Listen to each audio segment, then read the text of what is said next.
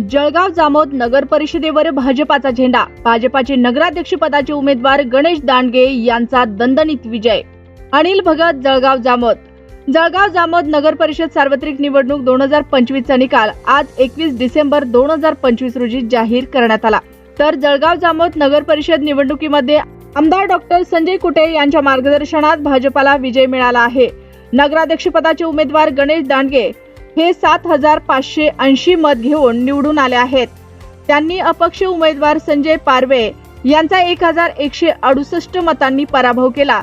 तर काँग्रेसचे नगराध्यक्ष पदाचे उमेदवार गजानन सूर्यवंशी हे तिसऱ्या स्थानी राहिले.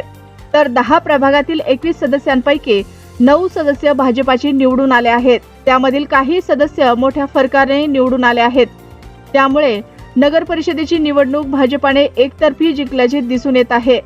विजयानंतर भाजपा पदाधिकारी व हजारो कार्यकर्ते जमा झाले होते व फटाक्यांची आतिषबाजी करून जल्लोष साजरा करण्यात आला. जळगाव नगर परिषद सार्वत्रिक निवडणूक 2025 नगराध्यक्ष भाजपाचे गणेश रामेश्वर दांडगे, एकूण नगरसेवक 21, पक्षीय बालाबाल भाजपा 1 पुष्पा प्रभाकर अंबडकार, 2 रुपाली संतोष डोंबे, 3 कैलास मोतीराम पाटील, 4 राजू मारुती हिस्सल, 5 प्रियंका उमेश येऊल, 6 लता कृष्णराव तायडे, 7 सुनील सिंग राजपाल सिंग रघुवंशी, 8 परमानंद करण सिंग राजपूत, 9 खान शिरीन खानम.